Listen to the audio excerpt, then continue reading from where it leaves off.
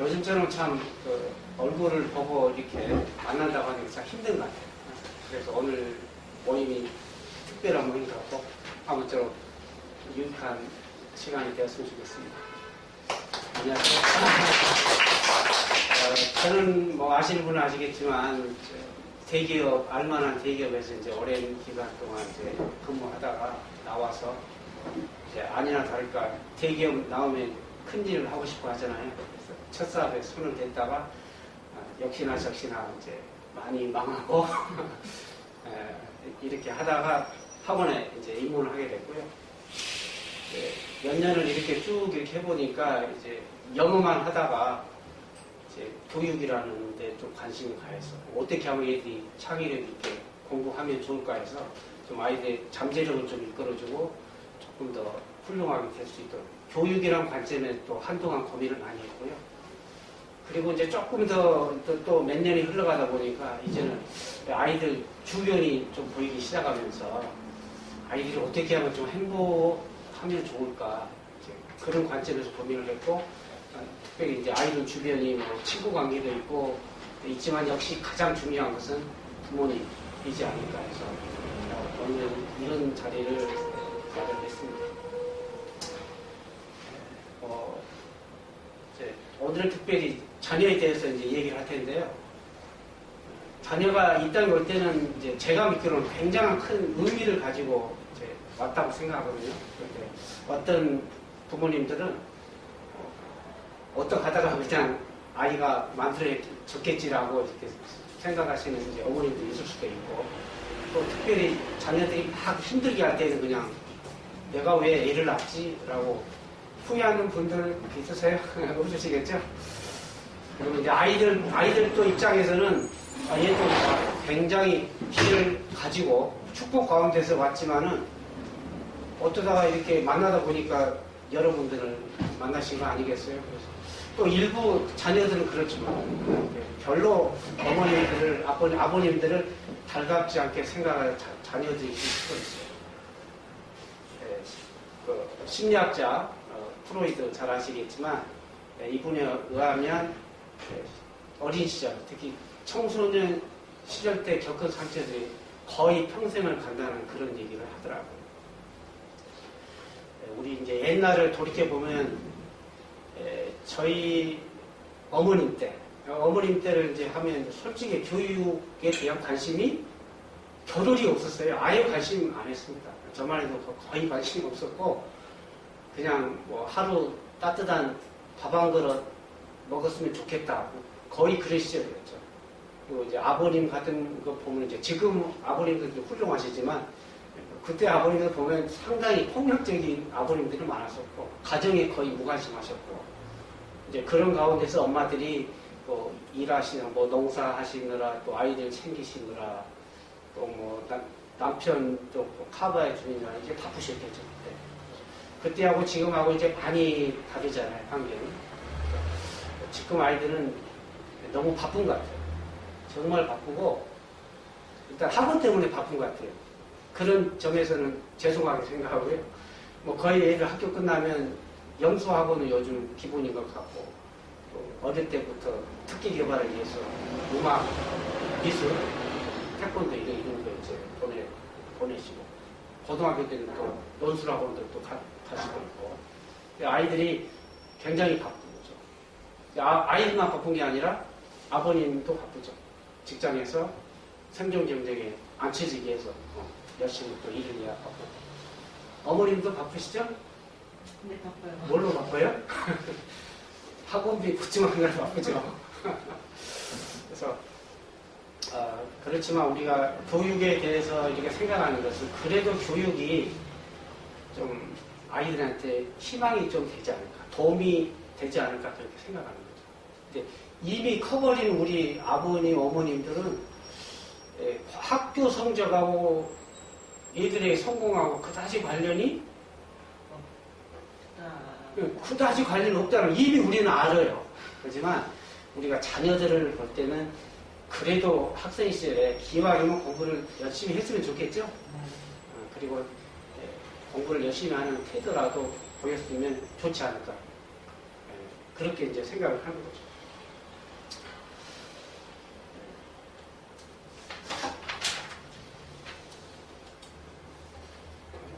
이제 이렇게 크면서 이제 우리는 자녀들하고 알게 모르게 이제 갈등이 조금씩 생기죠.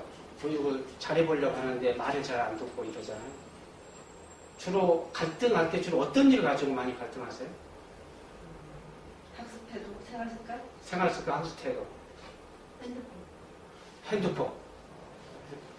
그래서 구글에서 이렇게 한국만 대상이 아니라 이제 전 세계를 대상으로 조사한 게 있는데 1위부터 10위까지 쫙 나와 있는데 1위는 방금 해당 나왔는데 역시 스마트폰.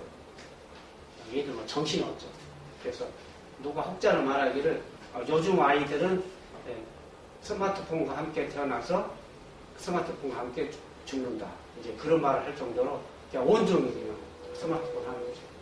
그리고 두 번째 갈등의 원인이 역시나 학업, 공부. 이런 저런 이제 갈등 때문에 관계가 이제 좋아질 수도, 잘 해결하면 좋아지겠지만 오히려 좀 안 좋아지는 일이 있을 수 있죠. 이제 평상시에 관계가 좋으면 대부분의 많은 문제는 잘 스무스하게 해결할 수가 있어요. 근데 관계가 안 좋으면 문제를 해결하는데 굉장히 오래 걸리거나 또 악화될 수가 있는 거죠. 그래서 오늘 특별히 이 얘기를 지금 하고 싶은 거예요. 여러분들은 그 자녀와 관계가 좀 안 좋아졌을 때 주로 어떻게 그걸 풀려고 그래요? 막 지금 안 좋아지고 있어. 그냥 시간이 가면 해결되나요? 일단은 시간. 엄마가 젖어요. 아, 젖어요. 또요. 대화로 풀죠. 제가 실은 이제 하고 나니까 학생 얘기를 해야 되는데 왜 자녀 얘기를 제가 하고 있을까요? 저도 뭐 자녀가 있잖아요.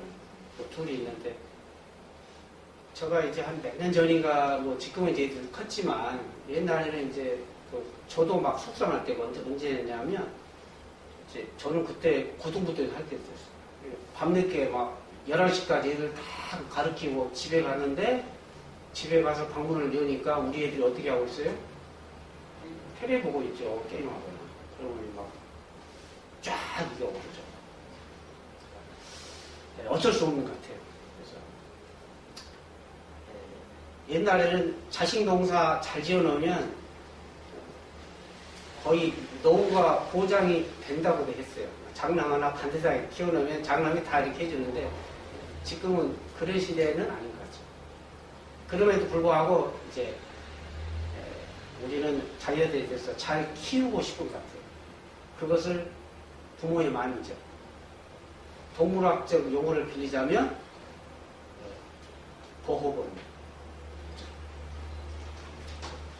자녀란 뭔가에 대해서 나름대로 정의를 한번 찾아보려고 그랬거든요. 그래서 사전에 찾아보니까 다 좋은 말밖에 없어가지고 내 마음대로 사전을 찾아봤어요. 내 마음대로 사전. 그러니까 자녀에 대해서 어떻게 나왔냐면 자, 보고 해야 됩니다. 자연스럽게 나를 화나게 만들어서 여차하면 패주고 싶은 뜻. 그게 자녀입니다. 혹시 뭐 이번 주 한바탕 했다? 안 하셨죠? 하셨어요? 우리 어머니 때문에 다른 분들이 좀 잠깐이나마 좀 행복하게 하셔요. 자녀들은 혹시 뭐 자녀들이 안 물어봐서 잘 모르겠지만 나는 정말 행복한 가정에서 태어났다. 난 너무 행복해. 혹시 그런 말 들어보신 거예요? 자녀한테요? 응. 우리 집 너무 천국이야. 너무 좋아. 아, 조금, 왜 안 나오죠? 우리가 아시겠지만 자녀는 내 마음대로 잘 안 돼요. 안 되긴 하는데 제 주위에는 보면 참 남다르게 이렇게 노력하면서 자녀를 단단하게 키운 가정 몇 분이 있는데요. 겉보기는 그렇게 보이지만 또 1대1로 만나서 대화를 하다 보면 정말 흉내내기 힘들 정도로 남다른 고생과 수고를 하더라고요. 그러니까 그만큼 부모 역할을 하기가 쉽지가 않다는 거죠. 자, 여쭤볼게요, 그러면. 우리가 자녀를 그렇게 끔찍이도 챙기고 사랑하는데 자녀들이 일반적으로 말 잘 안 듣잖아요. 왜 안 들어요? 생각이 틀립니까? 생각이 다르죠. 그렇죠. 또요.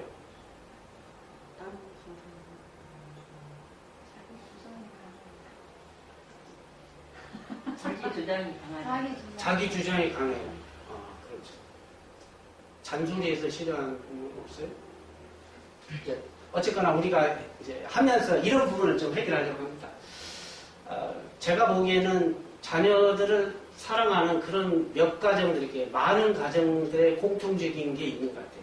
자녀를 대하는 어떤 엄마 아빠의 그런 태도가 좀 있는 것 같던데 혹시 뭔지 짐작이 가요? 자녀들 이렇게 대하는 게 남달라 그냥. 저는 그것을 그냥 존중이라고 봐요. 존중이고 어떤 사람은 사랑이라고도 보고 어떤 사람은 뭐 희생한다고도 보는데 사랑은 잘못된 사랑이 있었어요. 자식이라고 하죠. 그리고 희생은 너무 과도하게 또 희생하면 요즘 애들은 또 상당히 부담스럽게 느끼대요. 그렇지만 존중해 주는 것은 어떠한 경우에도 효과가 있는 키워드가 됩니다. 우리는 뭐 어린아이인데 우리가 존중을 하냐 이렇게 할 수는 있겠지만 그게 아니에요. 비행 청소년들의 약 90% 이상이 자기 어린 시절에 자기 존중을 못 받는 거예요. 그래서 자기 존중에 상처가 있어서 비행 청소년이 이제 많이 나옵니다. 주로 막 너 같은 게 뭘 하겠어? 능력을 무시하거나 저번에 또 실수하더니 막 또 그랬네. 뭐 자꾸 실수한 것을 지적을 하거나 그다음에 뭐 공부도 못하는 게 화장만 하려고 한다는 이런 얘기. 자존감에 상처를 주는 많은 말들이 있겠지만 어떤 말이 가장 아픈 말일까요? 비교. 네, 비교도 그래요. 그러니까 청소년들 옛날에 한번 조사한 기록에 가면 아이들이 제일 싫어하는 것이 넘버원이 비교였어요. 언니는 잘하네. 너는 이러냐. 오빠, 그러니까 형제 또는 옆에 친구들. 그것 말고 진짜 정말 아주 비난. 그것은 자기 존재를 부정해버리는 거. 야, 내가 너를 낳은 게 내 일생 최대 어점이야. 뭐 이렇게 존재감을 부정해버리는 거. 거기에 진짜 안 좋고요. 그 다음에 또 안 좋은 것은 한국에는 이게 은근히 많아요. 해외는 굉장히 살인과 같이 안 좋은 말인데 국내에는 이게 남의 대중 앞에서 망신 주는 거예요. 한번 여러분 곰곰이 생각해요. 여러분이 그런 적이 있는지. 얘 혼내주려고 그냥 1대1로 하면 좋은데 여럿이 있는 데서 죽여버려요. 거의 살인행위나 마찬가지예요. 그러니까 이런 것들 상처가 굉장히 오래 남아요. 존중에 대해서 얘기했는데 존중한다는 게 뭘까요? 아기를 존중해요? 아이를? 배려. 맞죠. 배려하는 거죠. 또는 어떤 사람은 칭찬할 수도 있고. 존중은 배려. 제가 보는 존중을 저는 약간 색다르게 하는데 저는 그냥 존중은 다시라고 생각해요. 다시. 그러니까 아이들을 대화하는 것을 이렇게 볼 때 그냥 늘상 우리는 봤기 때문에 바로 이렇게 판단을 하는데 그러지 마시고 한 번 더 생각합니다. 다시. 그래서 영어로 존중 또는 존경이라고 해요. 영어로 뭐라고 그래요? 누가 말씀하시죠? 원장님 빼시고. 리스펙트 맞아요. 혹시 어머님 뭐 대학교 때 영어 동아리 회장? 전 아니고. 아, 혹시 영어 동아리 회장 하셨어요? 이게 영어를 잘하셔. 그래서 맞아요. 그래서 오늘 네, 리스펙트인데요. 영어로 하면 리는 알죠. 다시 리피트. 리. 그러니까 스펙은 실은 보다인데요. 리스펙트는 다시 보다인데 저는 다시 보는 거, 자녀를 할 때 다시 보는 것도 중요하지만 다시 생각하는 거예요. 그래서 일단 뭐 분위기 업 됐을 때 제가 존중이라는 책을 제가 깜짝 퀴즈쇼 있다고 그랬죠? 그래서 오늘 존중에 대한 책 또 있어.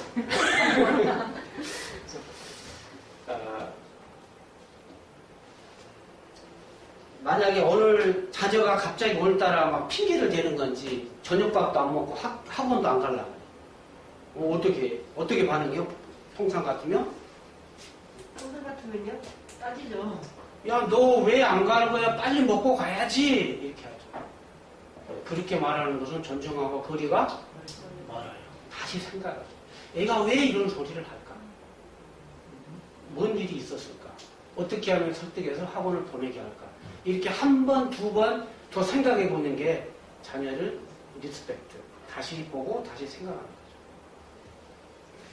그때 반면에, 내가 너 학원 보내려고 내가 아침부터 피 빠지게 고생하고 이렇게 왔는데 너는 지금 뭐 하는 거냐 이렇게 하고 그러면 애기가 또 자녀가 또 반응이 또 별로 안 좋겠죠. 됐어 그냥 싫단 말이야 이렇게 하면서 이렇게 반응이 투박하게 나와요. 가끔 뭐 나오시지만 이제 대통령이나 유명한 정치인들이 이제 어린이집이나 가끔 이렇게 방문을 하잖아요. 그래서 그렇게 해서 이제 아이들 볼 때 어떻게 대화하죠? 눈높이 맞춰서 자세를 낮추어서 하죠. 옛날에는 이제 아이 안기도 했어요. 자기랑 맞추려고. 지금 그러면 뭐가 되죠? 성추행이 되니까. 지금은 못하고, 지금은 내려와서 눈맞이하고 이렇게 대화를 하는 거죠. 물론 기자들이 있고 해서 이제 그러기도 하지만, 자세를 낮추는 것도 중요하지만, 정말 중요한 것은 생각을 낮추고, 내 생각을 낮추고 같이 대화할 수 있는 그런 게 필요해요. 이렇게 내려가서 얘기하고 할 때 아이가 힘을 얻고 자신감을 얻을 때 이 아이는 무럭무럭 잘 자랍니다. 잘 자라서 큰 나무가 되어서 남들이 정말 아까는 존중이라고 그랬는데 남들이 정말 존경할 수 있는 큰 거목이 되어서 내가 이렇게 된 것은 아빠 엄마 덕분이야 라고 할 수 있는 그런 엄마들이 되고 싶지 않으세요? 네. 정리해 볼게요. 제일 중요한 것은 존중이죠. 그리고 좋은 가정들이 그렇게 해요. 존중이 좋은데 충분하지는 않아요. 아이들을 더 이렇게 대화를 깊은 관계로 하려면 기본적인 것은 존중이 중요하지만 또 대화의 기술이 또 좋아야 돼요. 부모님들은 어떤 대화의 기술을 활용하고 있나요? 구나. 그렇구나. 그렇구나. 그런 것은 이제 전문적인 심리학교 용어로 공감이라고 떠요. 좋은 대화의 기술 공유 좀 해주세요. 구나 너무 많이 하는데 놀린다는데. 일반적으로는 경청이라고 해요. 경청. 어려운 말이지만 경청은 주의 신경 써서 듣는다. 잘 듣는 거죠. 근데 실은 우리는 신경 써서 듣는다고 하지만 그냥 너무 그게 입에 발려가지고 잘 못 들어요. 근데 우리가 잘 들으려면 세 가지의 소리를 들어야 돼요. 세 가지 소리인데 첫 번째는 밖에 나오는 그런 소리. 주로 화내고 분노하고 짜증내는 소리. 이 소리만 듣고 우리가 반응하면 이제 막 서로 치고받고 말이 언어가 과장이 되고 막 걷잡을 수 없이 가죠. 그리고 남는 것은 죄의식만 남죠. 그러니까 요 표면적인 소리 말고 그 다음에 소리. 그리고 이제 마음의 아픈 소리. 얘가 이렇게 하는 거는 분명히 어디가 상처가 있는 거예요. 그리고 더 현명하신 부모님의 그 깊은 소리는 세 번째 깊은 단계 소리는 아이가 정말로 하고 싶어하는 그 소리. 욕구의 소리, 욕망의 소리. 정말 본능의 소리.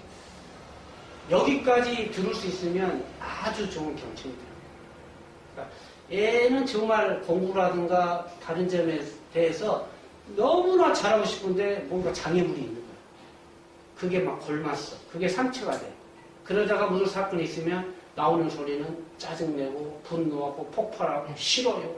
이렇게 하는 거죠. 우리는 이 껍데기 소리만 듣고 반응하면은 좋은 경청의 어머님이 아닌 거죠. 아셨죠? 요 세 가지 소리를 잘 좀 들으시고 또 공감은 아까 그렇구나 이렇게 어머님 말씀하셨는데 맞아요.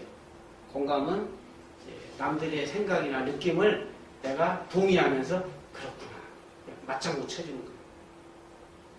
이 공감이 또 안 된 사람이 의외로 많아요. 논리적인 사람은 공감 잘 못해요.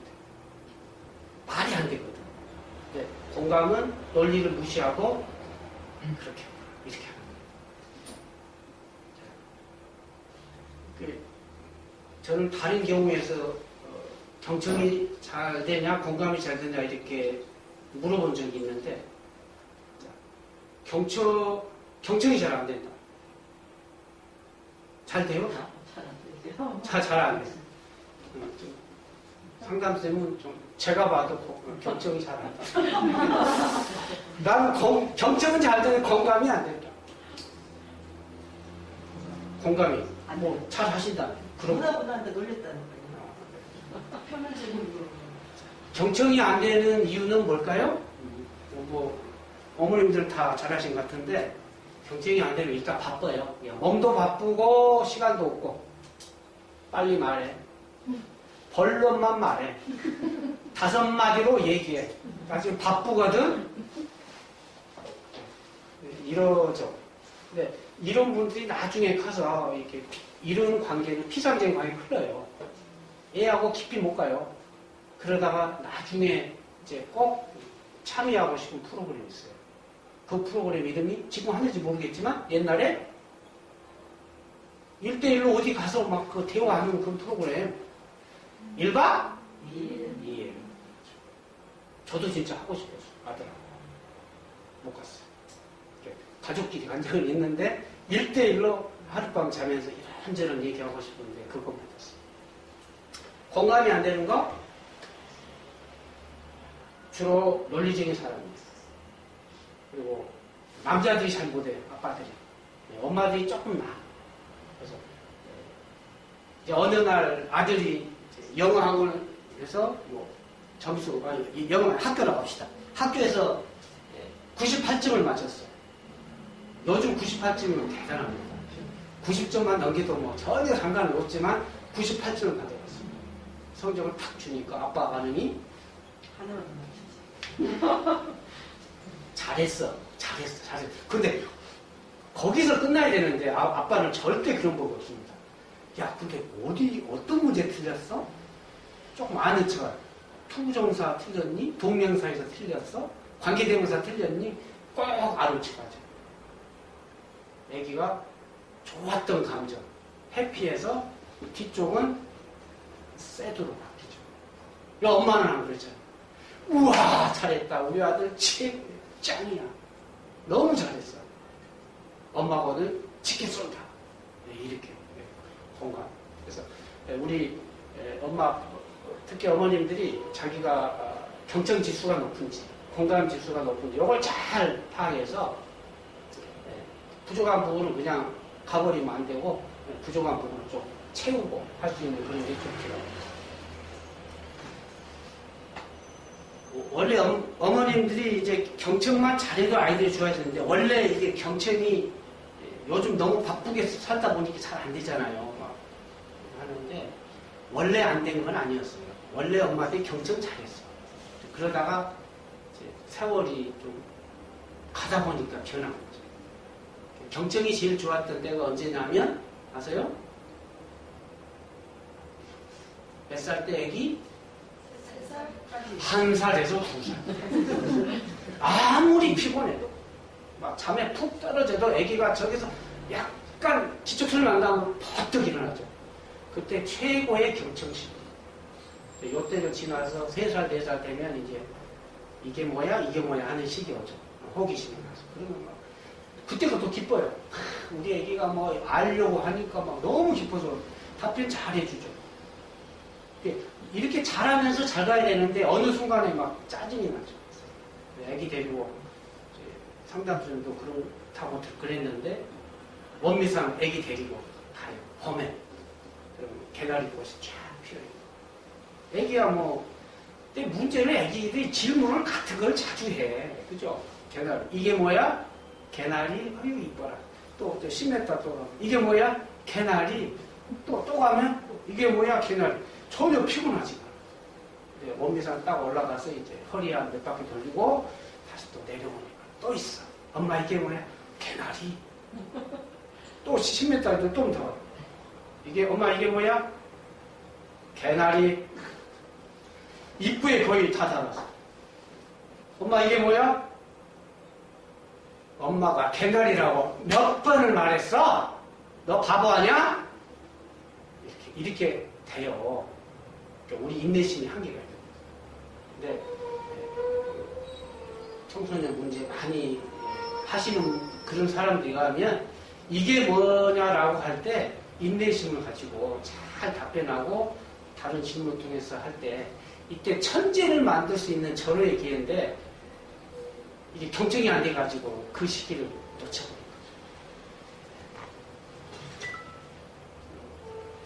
거죠. 공감도 이렇게 만만하진 않아요. 우리가 이제 맞장구를 친다고 그러는데 보통 흔히 공감을 잘하기 위해서는 한 3단계가 필요한데 일단은 말을 중간에 끊으시면 안 돼요. 자녀, 특히 어린아이들 말은 막 잘 안 맞아요. 그냥 논리, 사춘기는 또 막 논리가 안 맞아요. 안 맞지만 그냥 중간에 커팅하지 마시고 쭉 들어주시고. 그리고 2번째는 중간에 리액션, 맞장구를 이렇게 쳐주는 거죠. 와, 그랬구나. 알았어. 와, 힘들었겠다. 우와, 좋았겠다. 이런 추임새를 잘 집어넣어줘야죠. 그리고 3번째는 대화 끝나면 항상 대화해 준 거에 대해서 고마워. 너가 그 얘기 해줘서 고마워. 그런 식으로 이렇게 해서 그렇게 감사함을 표해야 얘가 나중에 또 다른 거 가지고 와서 이렇게 대화가 돼요. 원장님 죄송한데 저장 공간이 부족하다고 괜찮아요. 여기 괜찮아요? 이거 있습니다. 이제 그렇게 해야 되는데 아유 별것 아닌 가지고 너 이렇게 얘기하니 이렇게 한다든가 너가 잘못했으니까 혼났겠네. 논리적으로 반응하면 공감을 잘하는 게 아니에요. 그래서 오늘 이렇게 오셨는데 그냥 제목을 보니까 관계 만들기라 해서 이렇게 오시다고는 하는데 저는 이제 궁금한 게 정말로 관계를 좋게 하고 싶어서 오신 거예요? 네. 정말로. 아니 그냥 대충이 아니고 정말로 좋게 하고 싶어요. 그렇게 하시려면은 이 존중하고 공감 경청보다도 한 걸음을 더 나아가요. 저는 그것을 생각 내려놓기라고 이제 이름을 지었는데 풋다운, 풋 유아 생각 다운. 우리의 경험, 그 다음에 우리의 판단, 우리의 생각들을 내려놓는 거예요. 여기서 우리 동영상당 조금 잠깐 하고 같이 관련되어 있으니까 하겠습니다. 동영상담이 이제 표로 이제 여러분 것 한번 보셔도 돼요. 동영상담은 도형이죠, 도형. 4가지의 도형을 3개를 그리고 나머지는 하나씩 그려서 자기의 기질을 파악하는 거예요. 동그라미를 그리신 분은 우리나라에 제일 많아요. 기질로 말하면 좀 다혈질. 네, 네, 말이 그렇다는 거고 실제는 의사소통이 굉장히 뛰어나요. 그리고 감정이 풍부하고 언어, 말 주변이 굉장히 좋습니다. 이런 사람은 또 주위에 친구들도 많고 그 다음에 뭐 근데 이제 동계상도 빠르고요. 그 다음에 새로운 거 나오면 막 제일 먼저 달려갑니다. 그게 뭐야? 이렇게 하고요. 그 다음에 인간관계가 좋습니다. 그 다음에 세모형. 세모형은 없으시죠. 세모형은 주로 이렇게 모양이 그러하듯이 미래 진취형. 어떤 일이든지 시작을 잘합니다. 그래서 사업적인 한 사람이 많아요. 사업가적인 사람이 많고요. 대신 너무 진취적이라 바로 사업 저지르다가 실패하기도 해요. 그러니까 그래도 또 다시 일어섭니다. 그 다음에 내모 기질은 약간 보수적이에요. 내모. 그래서 어떤 원칙과 룰, 어떤 이런 것들을 굉장히 중요시하게 생각해요. S는 요 세 가지가 다 들어있거나 또는 세 가지 없는 다른 것도 있거나 그래서 형태 없는 거 S라고 하는데요. 제가 뭐 학생들은 이제 옛날, 지금은 이제 좀 잘 안 하는데 옛날에 몇 년간 이렇게 도형상담 애들 써서 그 표현을 하면은 주로 이제 어머님은 제가 많이 안 해요. 가끔 오시는 분 해보셨는데 제가 봐서는 제일 관계가 어려운 관계가 부모님 중에 내모가 있거나 자녀가 S형인 경우 그렇게 힘들어요. 예를 들어서 부모 중에 한 분이 뭐 숙제는 몇 시까지 해라. 집에는 몇 시까지 와야 돼. 이렇게 원칙과 룰이 확실한데 S형은 그런 게 없어요. 자기 마음대로요.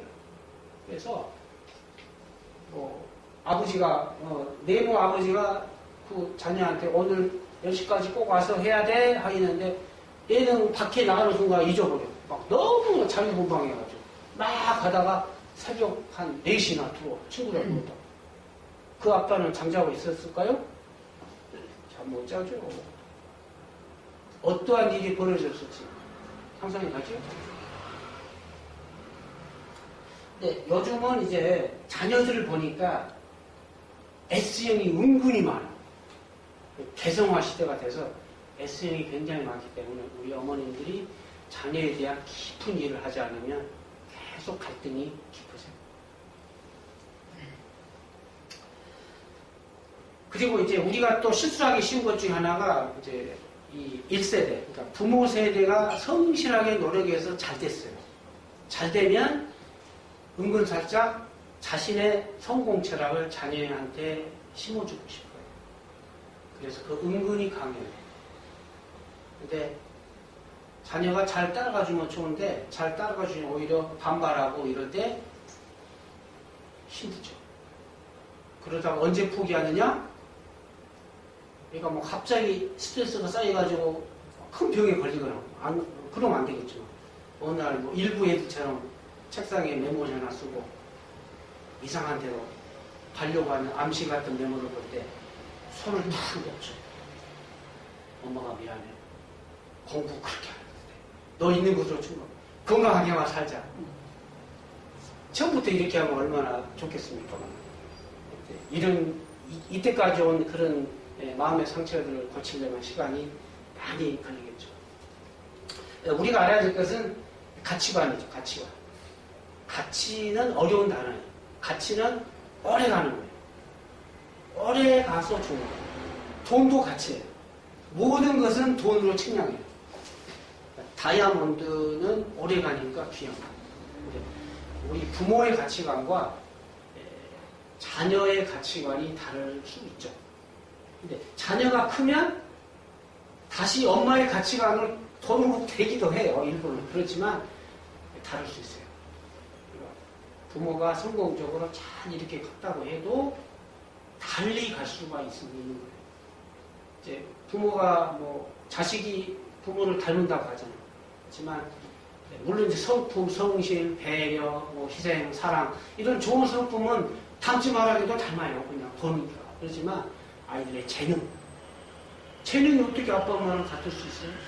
재능이나 꿈이나 또 살아야 될 이유, 나중에 대학이나 전공이나 또 배우자 선택 이런 것들은 다룰 수 있는 거예요. 가장 중요한 것은 부모의 행복을 자녀의 행복과 동일시하지 말라는 거죠. 행복이라는 게 뭐예요? 행복. 너무 추상적이긴 하죠. 행복하다. 요즘 우리 50대, 40대 돈 많이 버는 게 행복하지. 자녀 잘 되는 거? 행복하지 않습니다. 너무 걱정 없다. 아파트 20채. 행복하죠. 한국이 아시아권이 다 그런 것 같아요. 자녀에 대해서 관심이 많아요. 그래서 옛날보다는 올인하지 않지만 올인하는 가정도 많고, 우리 또 옛날 얘기하지만 우리 어머님 때는 그냥 나는 못 먹고 못 살아도 되니 너는 제발 잘 살아라 하고 올인하는 경우도 있었죠. 지금은 올인하다가 근데 올인하고 싶어도 올인할 형편이 안 되죠. 시간도 안 되고 물질도 안 되고. 어떻게 하면 좋을까요? 자녀 교육도 잘하고도 싶고 올인하기도 어렵고, 그래서 우리는 이런저런 정보를 막 찾으러 다니죠. 그래서 좋은 학원 있다가 하면 뭐 이렇게 맡기기도 하고, 또 엄친아 있으면 또 그 방법대로 해서 우리는 많이 맡기지 엄마가 딱 잡고 하는 그런 게 좀 아쉬워요. 그리고 그래서 이제 제가 아까 내려놓는다 그랬는데, 내려놓는다는 것은 어떤 삶의 기준을 낮추라는 건 아니에요.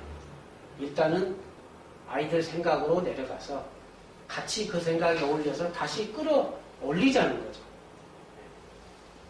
이게 초등학교 때는 잘 됩니다. 그냥 잘 따라와줘요. 조금만 맞춰주고 하면은 대화도 잘 되고 경청도 다 잘 되는데, 이제 중학교 되면 이게 방정식이 달라져요. 수학적으로. 막 당황을 해요. 왜 이런 일이 발생하지? 근데 아이러니하게도 얘도 놀래. 지도 그러면서 자기가 왜 그런지도 몰라. 이게 사춘기죠. 보통 우리 생각에 이제 사춘기는 굉장히 부정적인 그림이 많잖아요. 근데 그건 아니고, 저는 이제 긍정적으로 봐요. 사춘기는 헌 집을 허물고 새 집을 짓는 과정입니다. 우리 두꺼봐 헌 집 줄게 새 집 주라, 이런 노래도 있는 것처럼 새로운 진통이죠.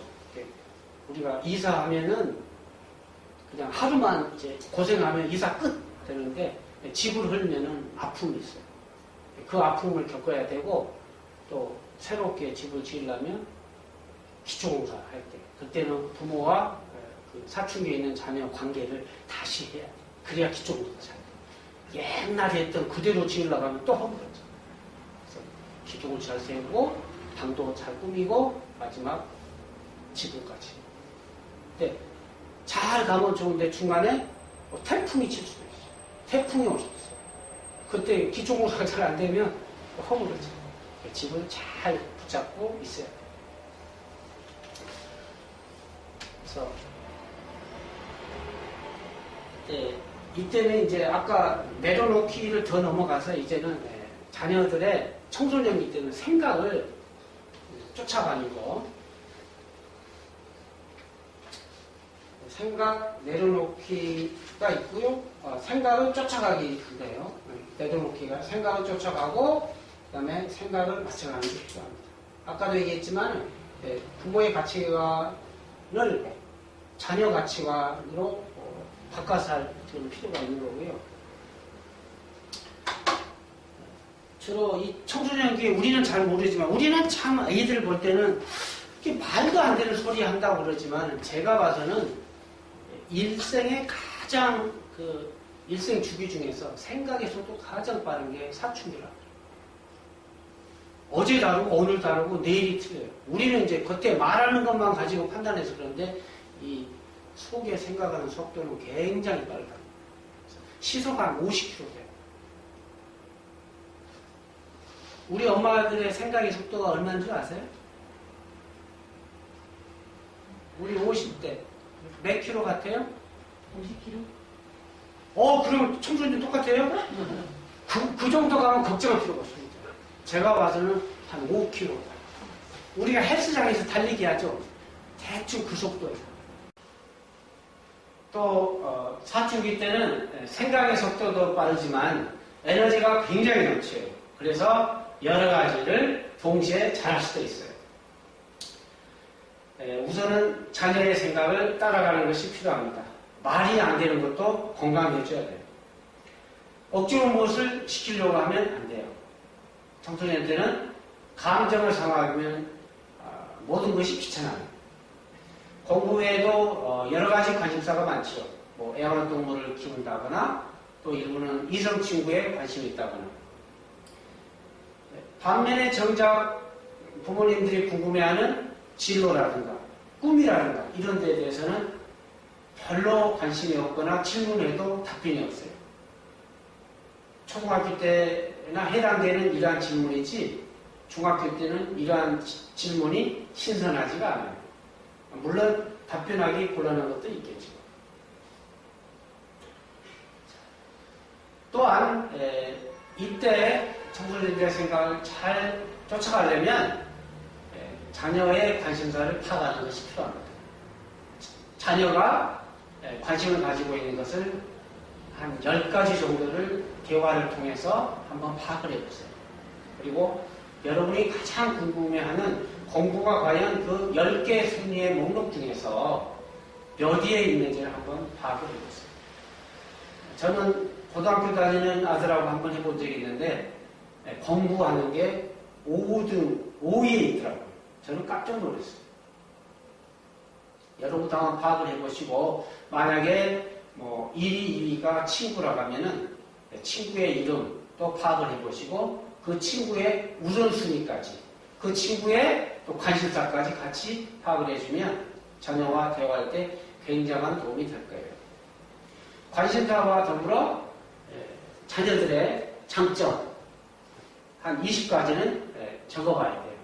아마 1부터 10까지는 잘 적을 수 있을 거예요. 그러나 11위부터 20위까지는 쉽지 않을 수 있어요. 하지만 어릴 때부터 성장했을 때까지 그러한 좋은 장점들을 쭉 해보다 보면 할 수 있습니다. 특히 18, 19, 20번 가면 정말 어려운데 우리 속담에 있는 것처럼 마루숙은 쥐어 짜듯이 하는 그러한 기분을 하다 보면 정말 장점 중에서 18, 19, 20번이 가장 엑기스가 나올 수도 있습니다. 그래서 이러한 자녀에 대한 관심사 또 자녀의 장점을 우리가 잘 파악하고 있으면 어려운 일이 있거나 힘든 일이 있을 때 잘 넘어갈 수 있어요. 또 이런 과정 속에서 우리 부모가 나의 생각을 따라오려고 하구나 나의 생각을 쫓아오려고 하거나 이런 마음을 할 때 이런 생각을 할 때 자녀의 마음은 점점 더 열리기 시작하는 거죠. 자, 그 후는 이제 생각을 맞춰 나가는 것이 필요하죠. 이제 매칭인데 이때는 정말 부모의 지혜 전략이 필요합니다. 그동안 조각조각 흩어진 것들이 있다면 이것을 하나의 퍼즐을 맞추듯이 잘 맞춰서 좋은 작품을 만들어 나갈 수 있도록 해요. 그리고 이러한 작품을 만들어 나갈 때 주도적인 것은 자녀 스스로 할 수 있도록 해주는 것이 필요합니다. 그래서 부모님의 역할은 좋은 질문을 하는 거예요. 좋은 선택을 할 수 있도록 좋은 질문들을 가져다가 제공하고 본인이 결정해서 행동할 수 있도록 그렇게 도와주는 역할을 많이 하는 것이 필요합니다. 여기서 아시는 분은 아시겠지만 코칭이라는 개념이 필요하죠. 코칭은 비록 상대방이 어리다 할지라도 우리가 본인 스스로 본인의 문제에 대해서 해결할 수 있다고 믿어주고 이제 도움을 제공하고 하는 것이죠. 그렇지만 정말 우리 아이는 너무 어리다, 어떻게 결정할 줄을 모른다고 할 때는 기다려주거나 아니면 독서를 하기 위해서 생각의 폭을 넓히게 하거나 또는 여행도 그냥 생각지 않은 여행이 아니라 의도적인 여행이 좋습니다. 의도적인 여행을 하거나 또는 자녀가 존경할 만한 그러한 주위에 친척이나 지인들이 있다면 그런 분들을 만나게 해서 생각의 폭이 점점 넓어지고 또 거기에 따라서 좋은 의사결정을 할 수 있도록 해주는 것이 필요한 거죠. 또 이러한 과정에서 코칭을 하면서 중요한 것은 늘 자녀의 존재감, 자녀의 정체감에 대해서 자주 얘기를 하는 것이 좋습니다. 너는 어떤 경험이 있다 하더라도 세상 누구와도 바꿀 수 없는 단 하나밖에 없는 아들, 딸이야. 이런 얘기를 해주는 것이 자녀에게 굉장한 힘이 되는 거죠. 이러지 않고 반면에 너 열심히 공부해서 좋은 대학 성공해가지고 부모를 섬겨야 돼. 이렇게 생각하면 얼마나 부담스럽겠어요. 자기 정체성과 존재감이 확실한 자녀들은 이것만 잘 되면 다른 일은 알아서 잘할 수 있을 것입니다. 제가 몇 달 전에 영화를 하나 본 게 있어요. 그 영화 이름이 길버트 그레이프인데, 길버트는 이제 소년 가장이에요. 그리고 여기 사진에 나오는 그런 어니 그레이프인데 동생이에요. 지적 장애자거든요. 그래서 이 친구는 잘할 수 있는 게 높은 데서 올라가는 거예요. 높은 종이 있는 그런 철탑을 올라가거나 이렇게 해서 많은 사람들을 걱정을 끼쳐요. 근데 이 아이가 이제 18세 생일이 이제 됩니다. 근데 그 전까지 정말 형 길버트가 동생을 아버지 역할을 대신에 잘 해주고 있어요. 그렇지만 이제 생일 전날이기 때문에 목욕을 해야 되는데 이날따라 동생 언니가 이제 마음이 편찮았는지 목욕을 하지 않으려고 해요. 억지로 시키려고 하다가 하도 이제 반응하고 하니까 선취검을 하게 되죠. 그래서 이 아이는 이제 뛰쳐나가고 어디로 가냐면은 자기 형 여자친구한테 갑니다. 그래서 자기 억울함 속사정은 이제 하소연을 하고, 그런데 그 형의 여자친구가 지혜롭죠. 얼굴이 막 지금 형편이 없거든요. 그래서 거기 있는 근처에 있는 내과에 이제 가게에서 그 옆에 나무가 역시 있습니다. 그래서 아니나 다를까 언니는 바로 나무에 올라가는데 형의 여자친구랑 같이 따라서 나무에 올라가서 본인이 먼저 내과로 다이빙을 합니다. 그리고 이제 너도 할 수 있어. 한번 해봐. 라고 여기가 형의 여자친구가 먼저 뛰어내리고 이제 손으로 해서 그림이 잘 안 보이겠지만 이게 어니 그레이프고, 그래서 생애 처음으로 높은 데서 올라가기만은 했지만 내려오지를 다이빙을 못했는데 이때 처음으로 다이빙을 하게 됩니다. 우리 아이들은 여기 있는 어린이처럼 어딘가 부족해 항상 잘하고 싶어하고 높은 데 올라가서 부모에게 잘할 수 있다는 것을 보여주고 싶어요. 그런데 우리 부모님들은 자꾸 도움을 주려고 하죠. 그리고 그 도움을 온순하게 받아들이려고 하지 않을 때 오히려 화를 내고 그러죠. 온통 우리의 생각, 부모의 생각으로 가득 차 있는 거죠. 우리에게 중요한 것은 자녀가 잘할 수 있는 것을 찾아주고 발견해주고 또 할 수 있다면 본을 보여주고 그리고 이끌어주는 것이 필요합니다. 지시, 명령, 동작이 아닌 너가 할 수 있어 라고 하는 그런 격려, 자질도 잠재력 바탕을 인정으로 이끌어주는 것이 필요합니다. 여러분 자녀는 여러분이 생각하는 것 그 이상의 놀라운 재능이 가지고 있어요. 그것을 개발하느냐 못하느냐는 부모의 역할이 커요. 나의 행복을 원하느냐 자녀의 행복을 원하느냐. 비록 내가 마음에 들지 않지만 내 생각을 내려놓고 자녀의 생각으로 내려가서 경청해주고 공감해주고 또 그 생각을 힘들지만 따라가주고 또 어려운 거 있으면 같이 매칭을 하면서 고민하면서 해결하려고 코칭하고 좋은 질문들을 하게 함으로써 이 아이가 잘 자랄 수 있도록 그렇게 도와주는 것이, 또 그러다 보면 이 아이는 어느덧 무럭무럭 커서 정말 큰 고목이 되어서 남들이 우러다보는 그러한 훌륭한 존중받는 인물이 되고 그 큰 자녀가 자기를 그렇게 키워주신 부모님을 사랑하고 존경한다고 할 수 있는 그러한 훌륭한 자녀를 배출해내는 훌륭한 여러분이 되시기를 바랍니다. 감사합니다.